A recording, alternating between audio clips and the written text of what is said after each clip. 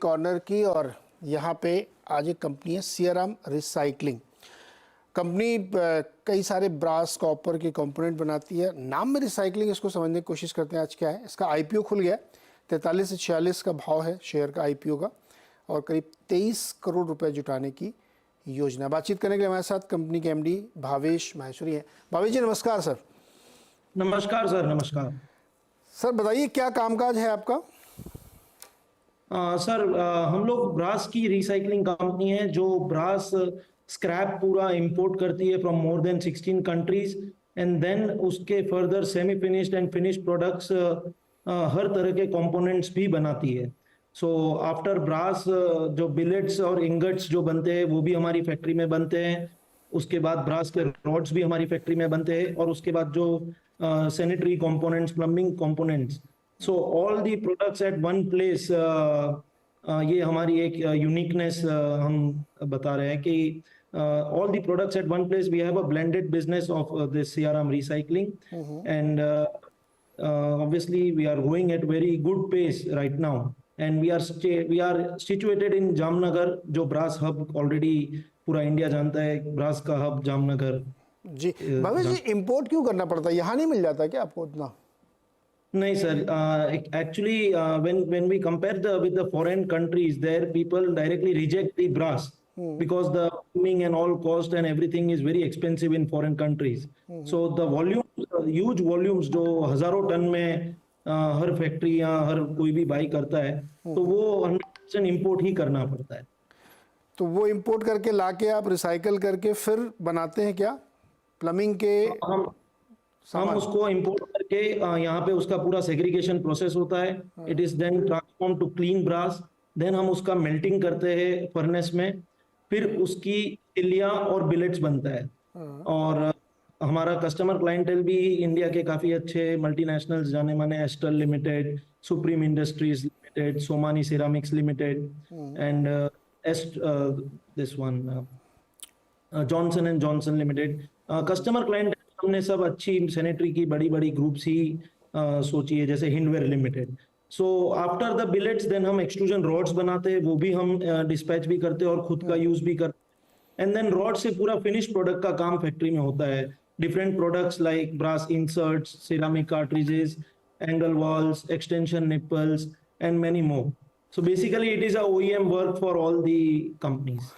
Okay, तो ये जो एस्ट्रल, कजारिया, हिंदवेयर, रोका, सुमानी, इन सब के लिए आप ये सामान बना के देते हैं इनको, इनसे इनके साथ आपका लॉन्ग टर्म कॉन्ट्रैक्ट होगा?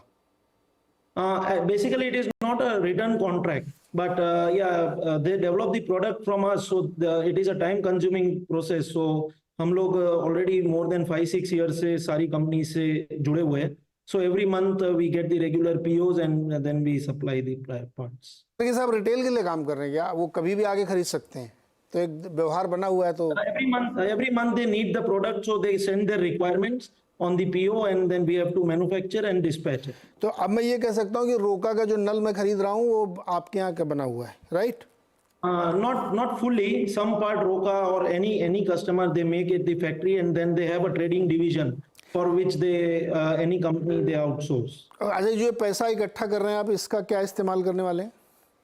Certain amount has been we are looking forward to reduce some of our borrowing, short-term borrowings, and the other is the general corporate purpose for increasing the efficiency of the company because the capex is already done before. So likewise हमारा जो capacity आज हम जो utilise कर रहे हैं, तो इसको धीरे धीरे बढ़ाने के लिए हम अच्छा भावेश जी, ये बताओ, आपके रेवेन्यूज तो 21 में काफ़ी कम थे, 22-23 में फिर जंप आया, काफ़ी बढ़ गए। यस सर, 400-500 करोड़ तक पहुंच गए, 500 करोड़ तक। लेकिन मुनाफा और मार्जिन बहुत मिनिस्क्यूल है, ऐसा क्या है? मतलब क्या, कुछ कैसे समझाइए मेरे को जरा ये। सर बेसिकली मैंने आपको पहले भी बोला, हमारा ये एक ब्लेंडेड बिजनेस है जहां हम scrap, rod, billet, ingot which are working on a very thin margin, but when we come to the component business the margins are little good.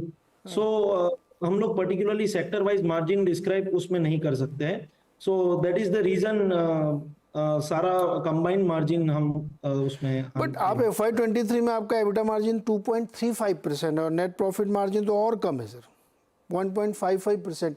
मतलब मेरा पॉइंट है कि बहुत थिन मार्जिन पे आप काम करें, हल्की से हवा चलेगी तो आपको दिक्कत हो जाएगी।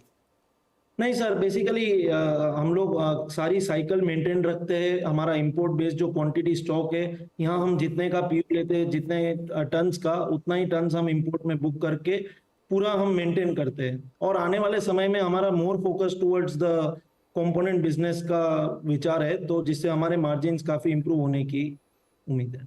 तो ये जो अभी 500 करोड़ तक का आपका रेवेन्यू हो गया है या और आपने FY20 में करीब 7-8 करोड़ का प्रॉफिट बनाया, आगे क्या कुछ इसी रफ्तार से चलेगा? सर, हम एग्जैक्टली तो नहीं बोल सकते हैं, but we are expecting because अच्छा, FY22 में मार्जिन एकदम से गिरा क्यों था आपका? बिकॉज ऑफ द कोविड, जो हमारे एक्सपोर्ट्स थे, जो चाइना और सब जगह जो एक्सपोर्ट होते थे, तो हर कंट्री में अलग अलग समय पे लॉकडाउन रहता था। कभी जर्मनी में लॉकडाउन, कभी चाइना में लॉकडाउन, कभी बेल्जियम में lockdown. So the orders were not regular during that time. But अच्छा, आप धीरे धीरे, जो खरीदते होगे तो पेमेंट भी तो डॉलर में करते होगे सर? या बट उनका ऑर्डर नहीं आ रहा था ना लॉकडाउन की वजह से। नहीं, अभी करेंसी हेज कैसे करते हो ये भी बताओ आप। हाँ, अभी डॉलर में खरीदना भी करेंसी डॉलर। हेज कैसे करते हैं आप? ना, हमारा जो इंपोर्ट का साइकिल है उसके सामने, हमारा जो एक्सपोर्ट होता है उसके सामने, हम करेंसी हेज का हमारा इतना वो नहीं है, क्योंकि इंपोर्ट एक्सपोर्ट के सामने हमारा वो हो जाता है। ओके, तो महेश्वरी जी की बहुत बहुत शुभकामनाएं, और काफ़ी बड़ा कारोबार के लिए बहुत प्रतिष्ठित ब्रांड्स के साथ इनका टाई अप है। जो इसकी प्लम्बिंग की या होम इम्प्रूवमेंट की कंपनीज है जानी मानी, उन सबके साथ इनका टाई अप नहीं कह सकते, सामान इनका ये लोग बनाते हैं, उनके लिए कुछ प्रोजेक्ट। महेश्वरी जी, बहुत बहुत शुक्रिया हमारे साथ जुड़ने के लिए, और शुभकामनाएं आपको एक बेहतर लिस्टिंग के लिए। Thank you.